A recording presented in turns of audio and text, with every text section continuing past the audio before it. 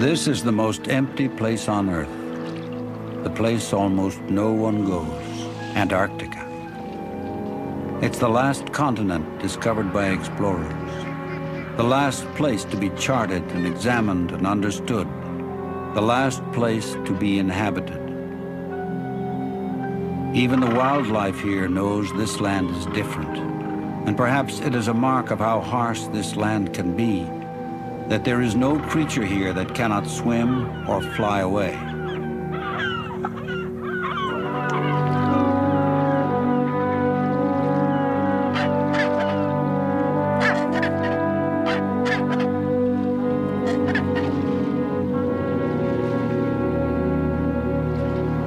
This is the last continent on Earth, a refuge of sorts for wilderness and for explorers.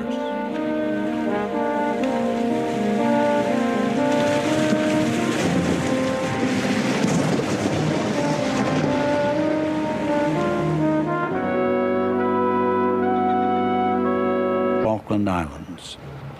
A half dozen times in the last decade or so, they've sailed 900 miles south, 5 days at sea, to the islands scattered along the famed Antarctic Peninsula. Other expeditions come here with millions of dollars and the power of governments to support them. Sally and Jerome sail by themselves in a small yacht, accompanied only by their children, 3 boys, Dion 10, Leith 8, and DT 5.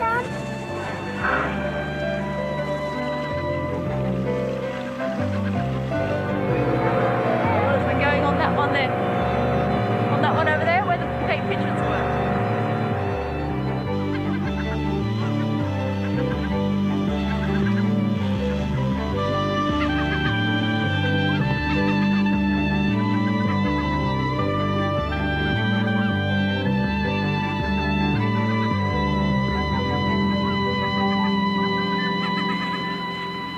They trek on remote rocky islands, trying to learn more about this once unknown and foreboding continent of rock and ice, while there's still time to protect the unique balance of life that exists here. Can't you see this, Dennis? I know. It's a long time since I've seen the egg, but I know that they're very big for the size of the bird. Like they are white like that, though. Yeah? Take your foot too, right? Yeah. Try not to walk on the moss too much, okay?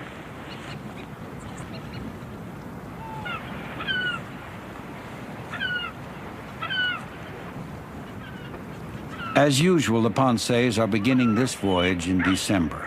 High summer and vacation time for the boys, when some days might get as warm as 40 degrees.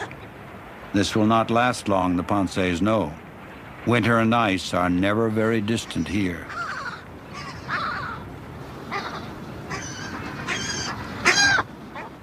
Now development is coming too, as the Pensees will discover anew on this voyage. This last frontier is changing as never before.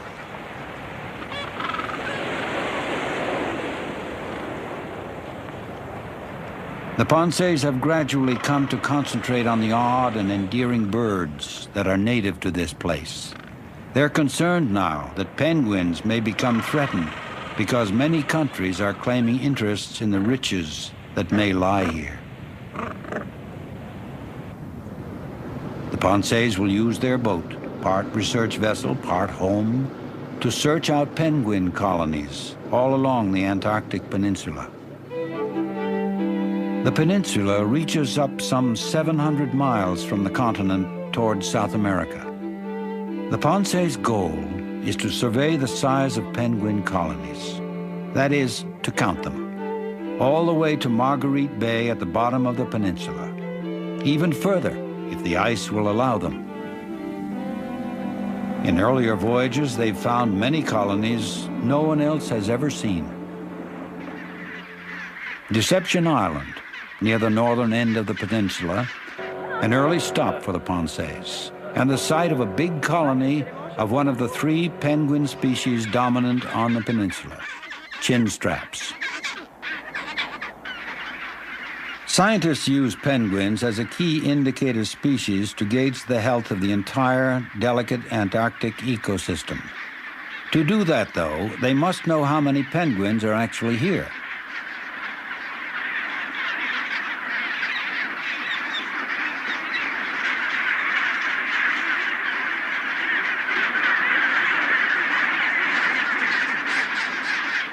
If the penguin population changes radically, the scientists will know something is wrong here. That is why the Ponceys sail and climb to these remote places to count the birds.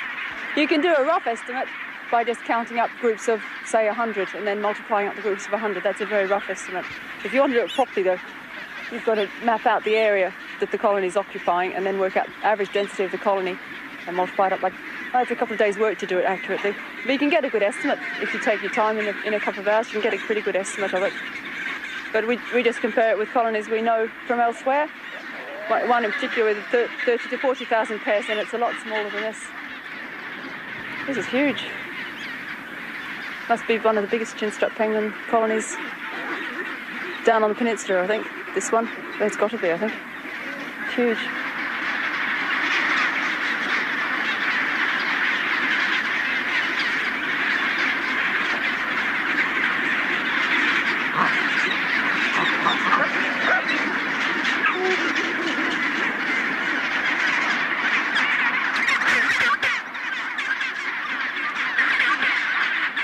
Chinstrap penguins seldom change mates, and they prefer to return to the same nest sites each year to hatch the young. The nests are rings of small stones set just out of pecking range of incubating neighbors.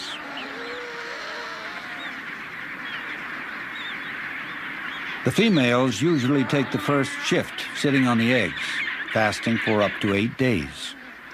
Then the males take over and the females can feed again. Some of the small shrimp-like krill they find at sea is regurgitated for the penguin chicks.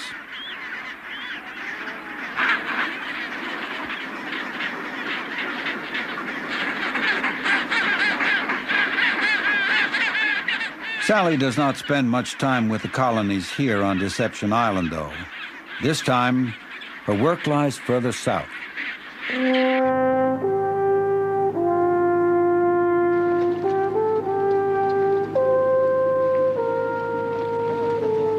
Jerome is French, Sally is Australian.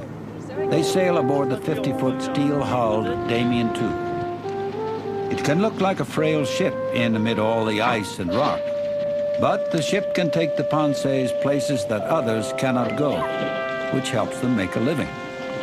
They charter the boat for scientists doing coastal surveys. Indeed, Jerome knows his way along this coast intimately. He first came here almost 20 years ago, accompanied by his friend Gérard Janichon, who has rejoined him for this voyage. It's unusual to sail in the Antarctic now, but it was truly extraordinary then. Theirs was the first yacht to sail the peninsula coast.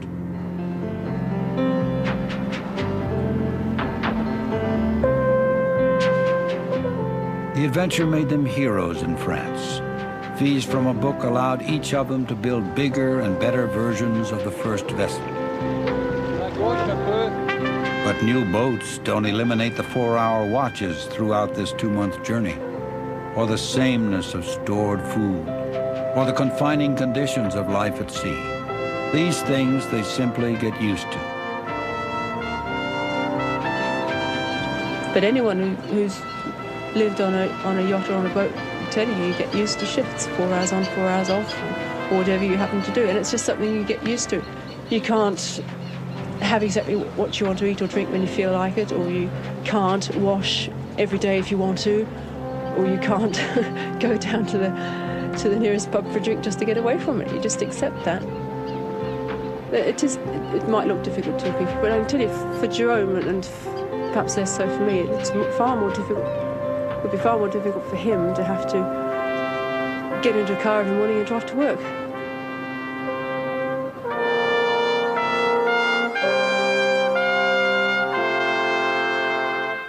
The Damien II averages 26 miles a day now, with stops along the way.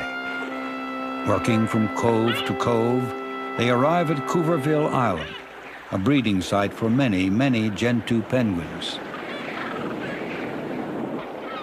Their pelts are sleek as fur, but like all penguins, these are true birds.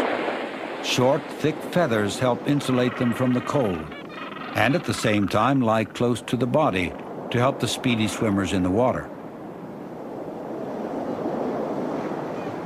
This will be the first egg, because it's dirtier. Then this is the second. The second egg's supposed to be a bit smaller than the first, but they look about the same size, really. That one there, though, she's just about to get off that. You can really tell the difference there.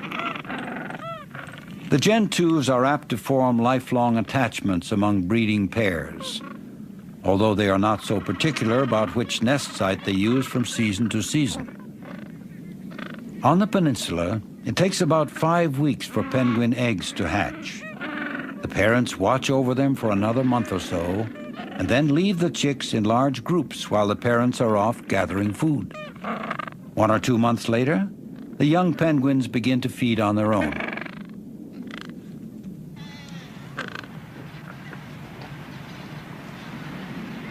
Got beautiful nests. These ones are well made anyway, with the stones like that. And they all seem to be just sitting right. If you remember the Chinstraps, at Deception, they're all mucky, all smelly, in all directions. These are all nice and neat and orderly and quiet. I think, don't know. You can see Adelies later on, but I think these are probably the prettiest of the birds. By now, Sally and Jerome have witnessed this cycle of penguin life many times, and still, Antarctica fascinates them. The first time when we come with you, we just put the foot ashore, and that was an achievement for us, at least, and we are very pleased with that. So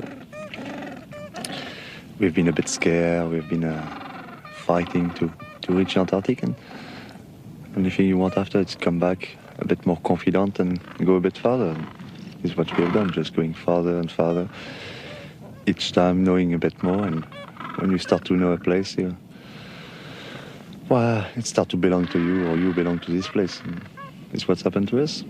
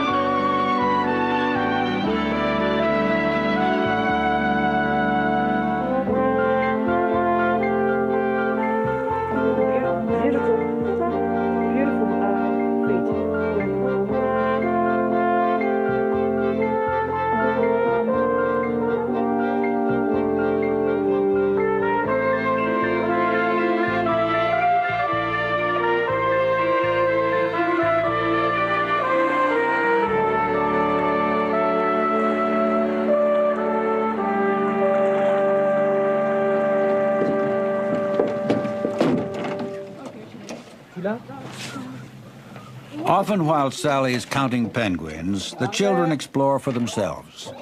At the shore here, they've spotted a leopard seal coming close.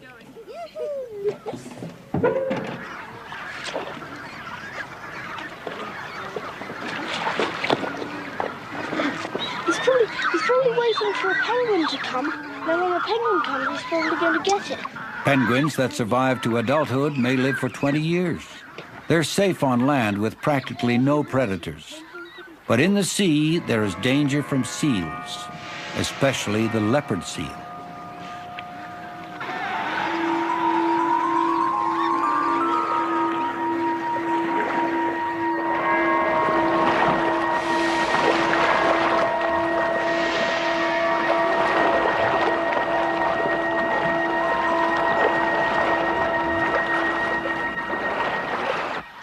E.T. is the youngest of the boys. This is what's a giant sea mouse.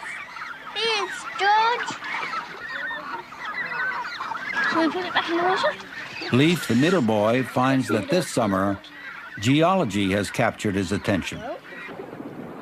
Dion is the oldest, a budding artist, with an interest in mechanical things also.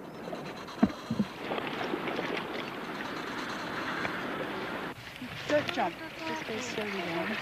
Can you turn around the other way? Some of this Antarctic exploration that the boys share can look dangerous to an outsider. Still hanging on to the rocks?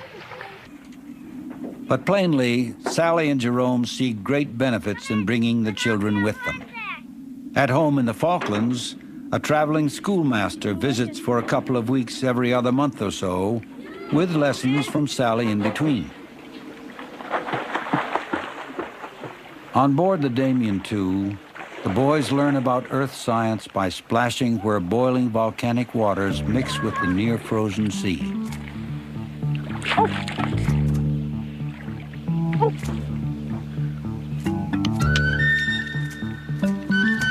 Boys bang away at rock, looking for gold, or fool's gold even, and making plans to get rich and buy firecrackers back at home. Look at that. That's a big lump of mica. Here, take it. There was enough money to buy all the devil bags in the Falklands. No more, John. John, no more.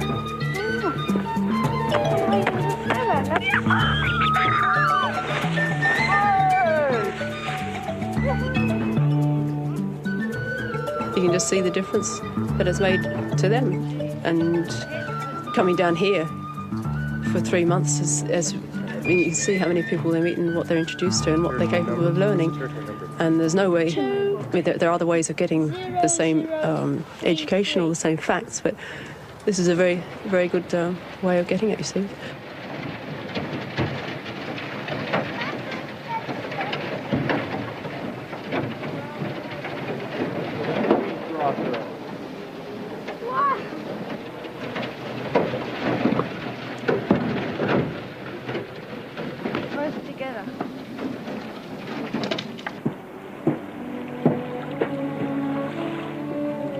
At Foyne Harbor on the peninsula, the boys explore a site left over from one of the first significant human impacts on the Antarctic. It's an old whaler's anchorage, where boats once filled casks with glacier water. The whalers are long gone. The whaling ship lies abandoned where it ran aground.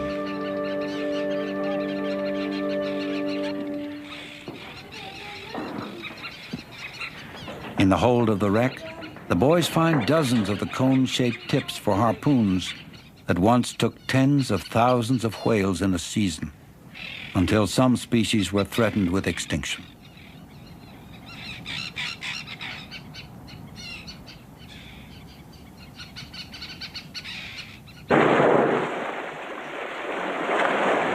At last, international protest put a stop to commercial whaling. And there are signs that the animals may be recovering in the southern oceans. Yeah, you can see the ripples. Just there.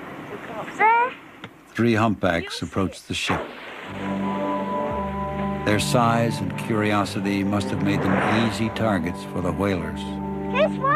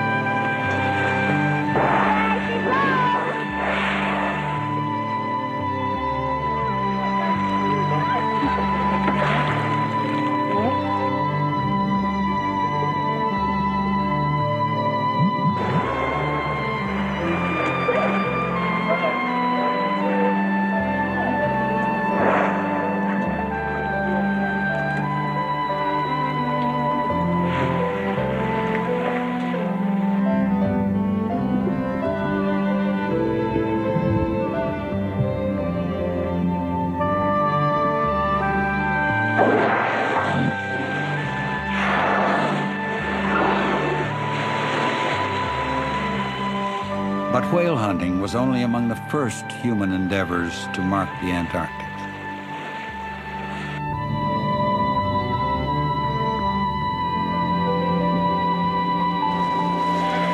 Near Palmer Station, an American research site, Dion joins a party of skin divers from the base who are going to see what remains of one of the biggest environmental threats the continent has seen.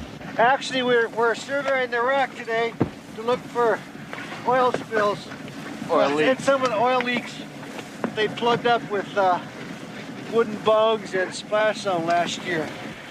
The divers are protected as much as possible by their dry suits, but the water is frigidly cold, 33 degrees. Early last year, an Argentine supply ship that doubled as a tourist boat ran aground. Passengers used home video cameras to take these pictures. Within hours, they were rescued, but 4 days later, the ship had turned on its side. The ship's cargo of diesel oil began to spill. A Chilean Navy ship arrived quickly to contain the damage, but it was a month before Argentine and American crews managed to seal the wreck. It had about 250,000 gallons on board, and they're estimating that about half of that, 125,000, came out when it rolled. It might have been worse if the ship had carried heavy black crude oil instead of diesel fuel. But still, scientists worry that their research will be affected because the once pristine area is no longer so pure. The wreck has gone through a single Antarctic winter, but the damage has been very severe. It's kind of like a beer can that's been totally crushed. And there used to be 2 helicopters there. There's no sign of them at all now, other than 2 tires. And the heli deck is mostly crushed. And there's no visible signs of oil leaking out anymore. Any cleanup operation would be difficult here. Indeed, all along the peninsula, it's clear that very often no one bothers to clean the mess that is left behind. The penguins hardly seem to notice, but nevertheless, many environmentalists are concerned that we may spoil the last really large wilderness left on Earth before we begin to understand it.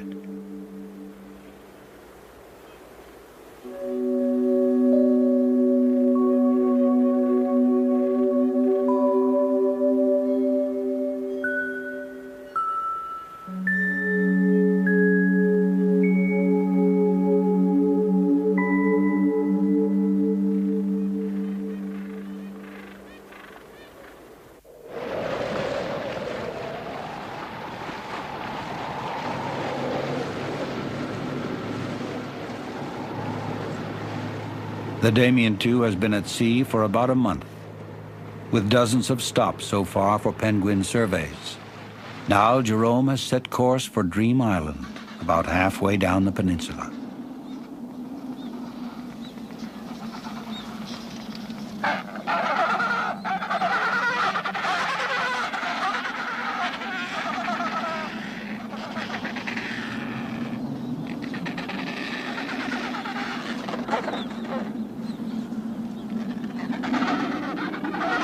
The island has a large colony of the 3rd species of penguins the Ponce's are counting, Adelies.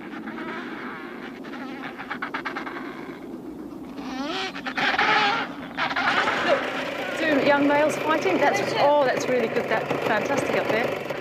There are remarkable elephant seal colonies here also, and for the seals too, the Antarctic summer is the season of the young.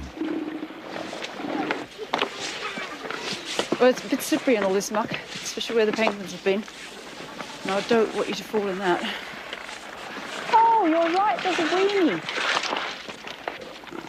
They've been fed by their mothers until they're sort of round, slug-like things, really fat. And the mothers go off and leave them, and they have to survive on the reserves they've made during the feeding time. They're just on the mother's milk. And they lie around on the beaches in groups. They're really, really sweet. Children quite like them. They're very beautiful to look at that stage. As they get a bit older, they're not so nice.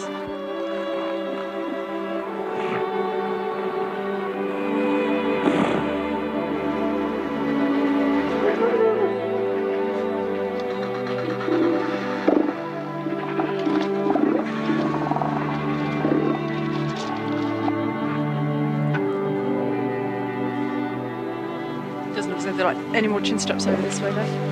They seem to be confined to that area back there. So I think I'll go back on the point and stop for the moment. It's too wet. In the water by the beach, young male seals play at combat. They are too young now to really harm one another. Later, when they develop the droopy noses that account for the elephant seal's name, they will fight seriously for groups of females.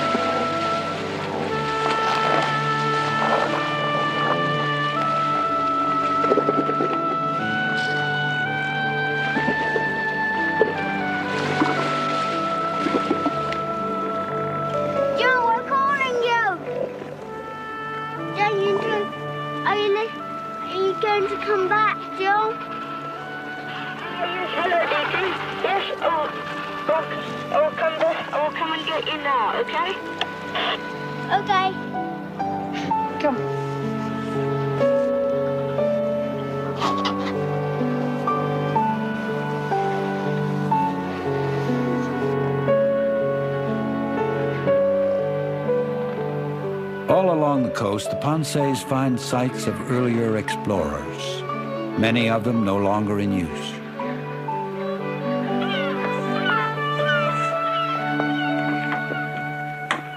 This cabin was once a research station, but it's been deserted for a long time. Inside, there are copies of letters and dispatches that are decades old. She'll be returning home about June and anticipate finding civilization somewhat bewildering. So would like to be considered for service as relief warden at a small hostel in the Highlands.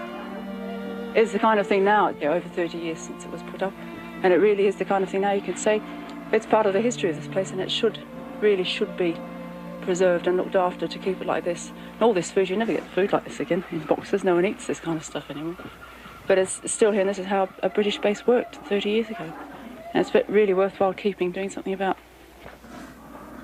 The men who lived and worked in bases like these were taking part in an extraordinary study effort in the Antarctic, led by a dozen countries during the International Geophysical Year, 1957.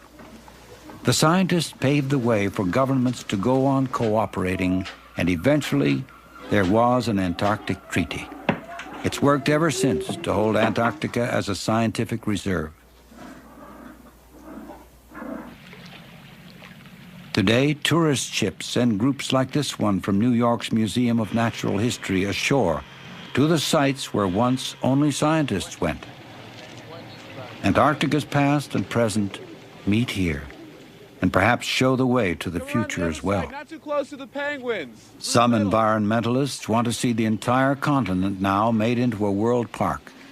No development or exploitation allowed. The Antarctic to remain as it is, a place for research. And for amateur naturalists to see the greatest unspoiled wilderness left.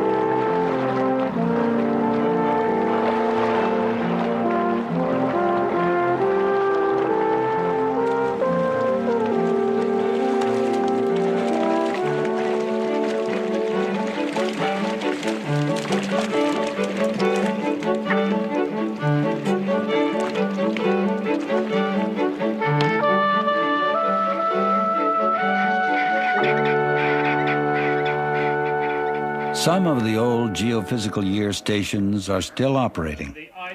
The British base Faraday, for instance, plays a role in researching the periodic huge loss of ozone in the atmosphere over the southern polar region. Further south, another British base, Rothera, serves as a headquarters for inland science projects that can only be reached by plane. The flights take off from a runway cleared from the glacier, with a path well marked so the aircraft doesn't slide into one of the nearby crevasses that split the surface.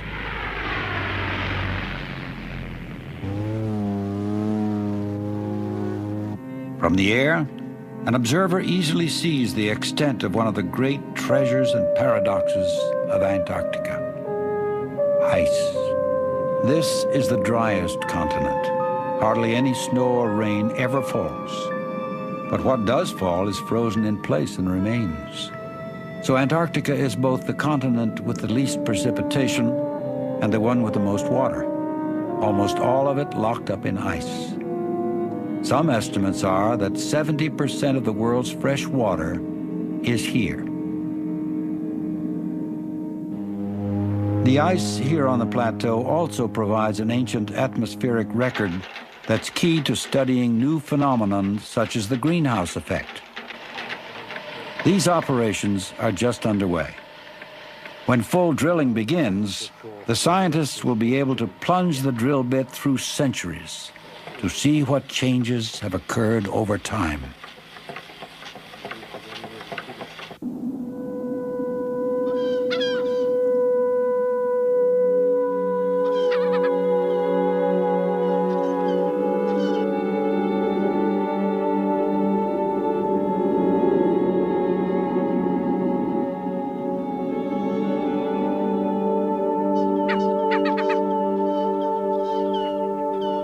On board the Damien II again, the Antarctic summer is progressing, although it is still not dark after midnight.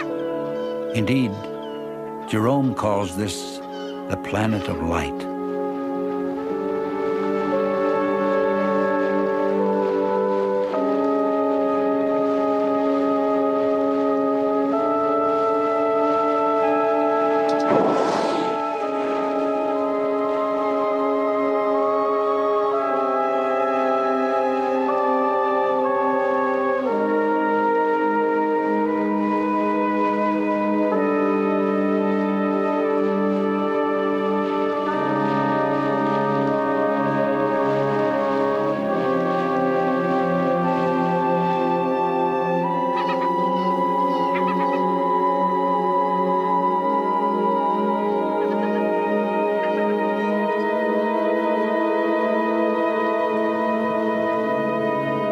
There are only a few stops left for the travelers, one of them a special place for Sally and Jerome.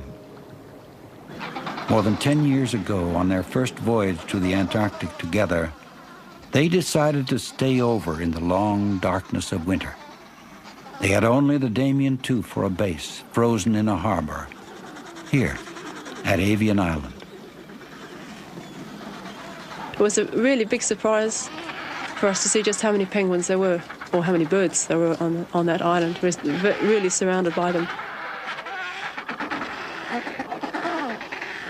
They found extraordinary life, including 70,000 Adelie penguins on the island. Avian is located at the top of Marguerite Bay, and it's the breeding ground for much of the bird life that lives and hunts throughout the Bay region.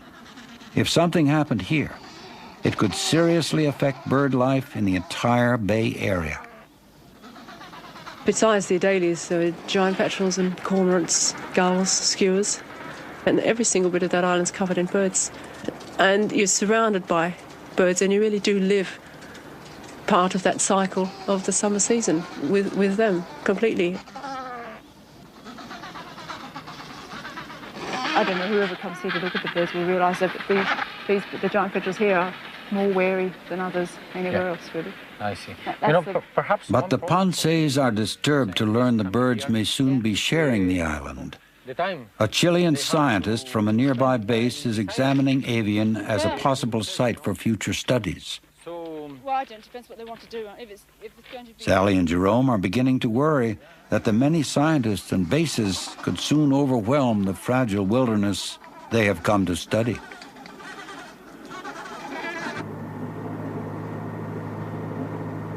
Jerome navigates the Damien II through the mouth of a narrow passage at Terra Firma Island.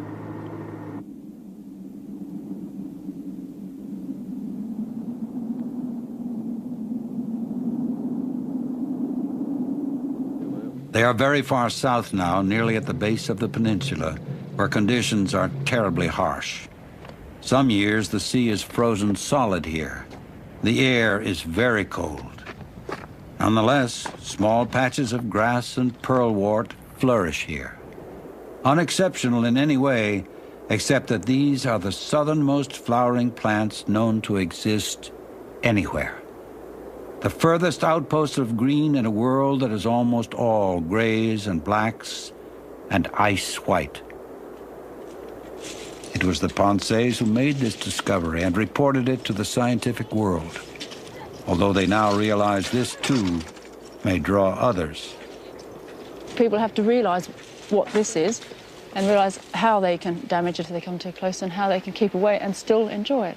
There's a bit of a compromise to do in it, and you can't just ban people from coming to certain places all over just because they might damage it. They've got to be taught how not to damage it so that they can come in and enjoy it.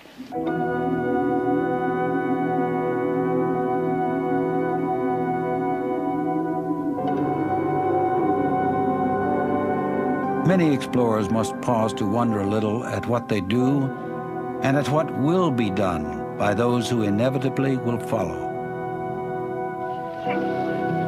Not many will follow this far, however. The Damien II is entering what is called pack ice, a great plain that's frozen not quite solid. You can feel that you're very far south and there's no one else in the pack and you are nothing much more than another little bit of ice. And you can really feel it as a living thing. You can feel it, you can see it moving up and down with the swell as though it's breathing. And you see animals in it, the whales which come up to breathe just behind the boat because there's no other space for it, and penguins on it. Look there. What is that? Look how the fluffy nose. What do it? Bomba. It goes right under the ice.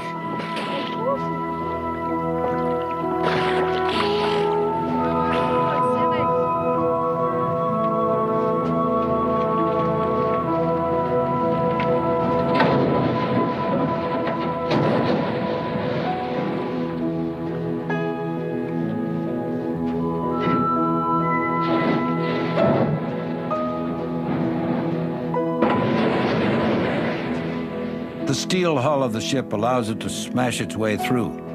The ice will get worse soon as it gets colder, and then it will not be possible to get through at all. Jerome must judge what is safe. Hey, look at the size of it, John. Look at the size of it. Oh, yeah, see.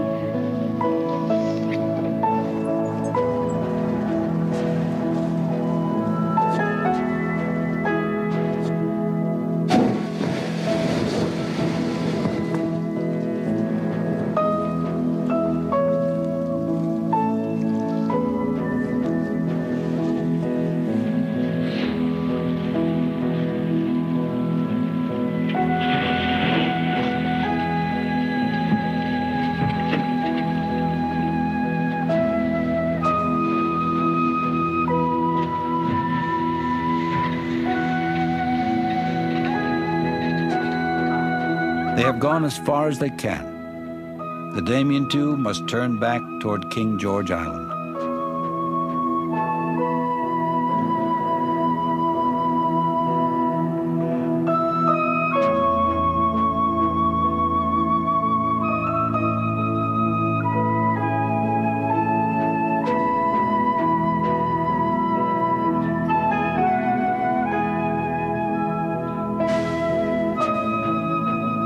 From the air, the ice floes look almost impenetrable.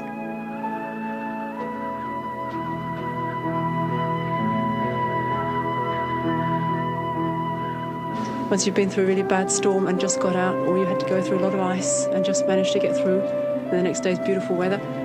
Each time it's really very gratifying each time, and it's very satisfying, and you really feel as if you've earned what you've done.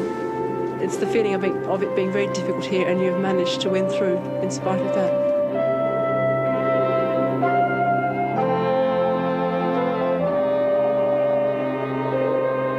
But all along the peninsula, it is clear that, as with all frontiers, this one is developing.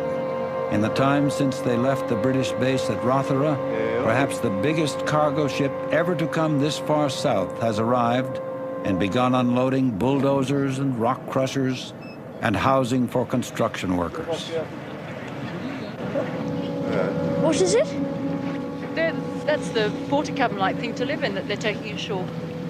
They're taking their own accommodation ashore.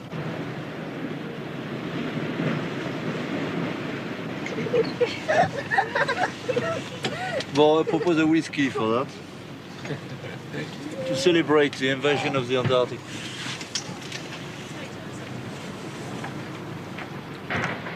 The small landing strip on the snowfield above Rothera is to be replaced by a gravel runway, so bigger planes can come and go regularly. It will mean blasting away part of a hillside, but the scientists say it must be done if their work is to go on. The Antarctic Treaty, which has worked to protect the polar region for 3 decades, may be reviewed next year. Some countries are interested in exploring for oil here, or for minerals. Already there is an agreement for exploitation that the treaty nations are considering. Some think offshore drilling for oil is certain, and that is going to mean the greatest change yet for Antarctica.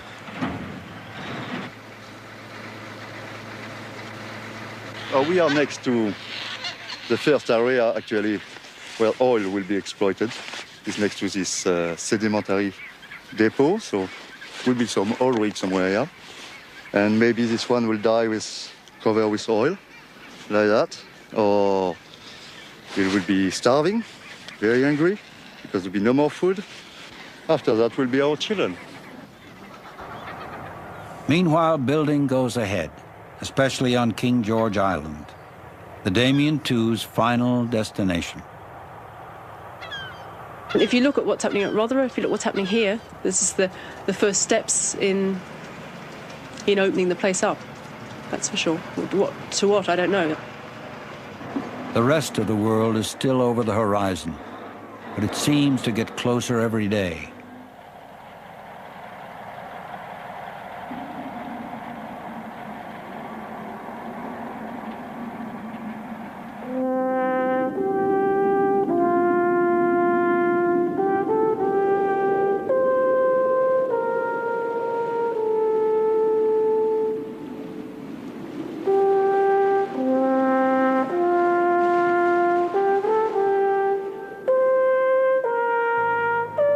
Frontiers are wild places. Once we thought they were all savage and needed conquering. This one doesn't seem so savage anymore. Before it's conquered, it may be worth asking what the conquest would mean. And perhaps we should ask, too, what will happen to the explorers? Indeed, to all of us, when the frontiers are gone.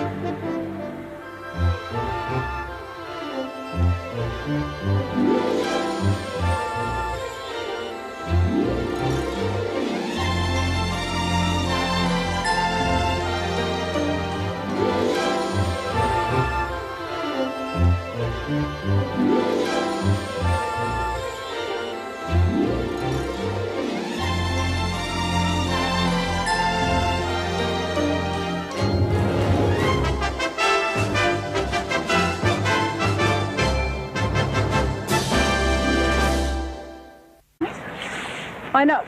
It's a long time since I've seen the egg, but I know that they're very big for the size of the bird. Like they are white like that though. Yeah? I'll take your foot too, do I? Yeah. Try not to walk on the moss too much, okay?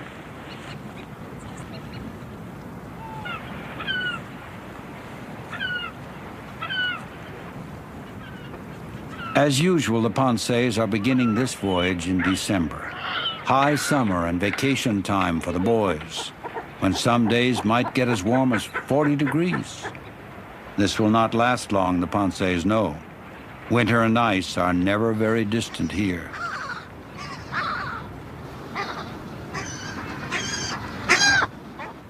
Now development is coming too, as the Ponceys will discover anew on this voyage.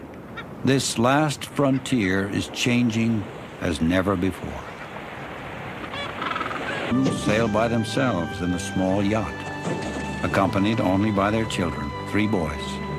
Dion 10, Leith 8, and DT 5.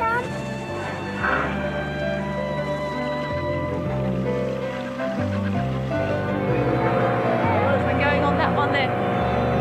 On that one over there where the big pigeons were.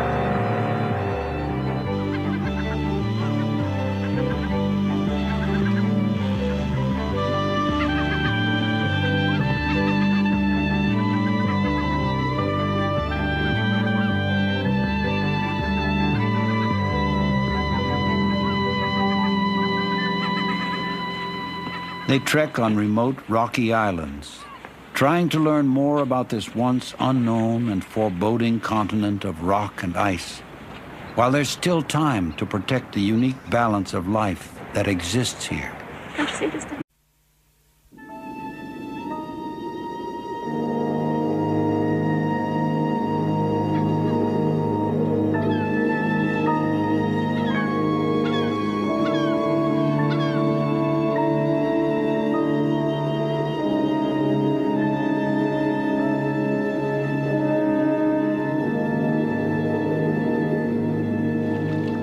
This is the most empty place on Earth, the place almost no one goes, Antarctica.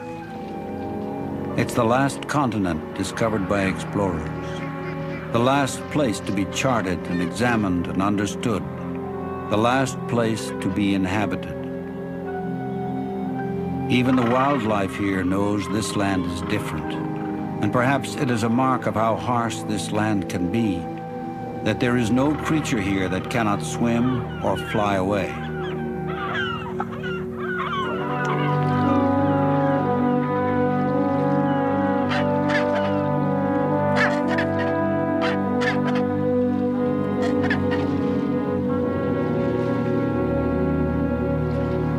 This is the last continent on Earth, a refuge of sorts for wilderness and for explorers.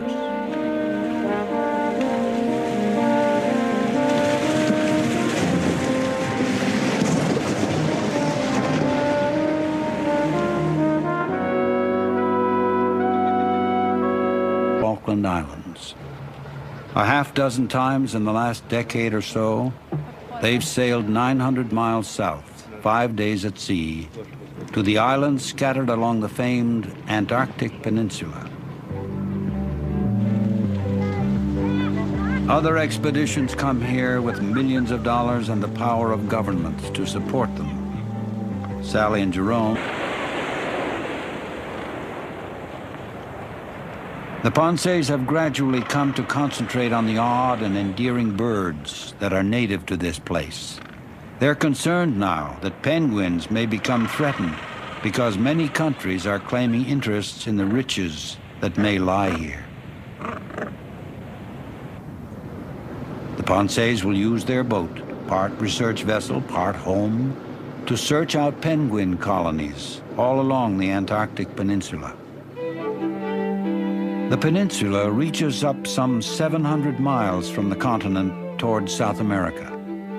The Ponce's goal is to survey the size of penguin colonies.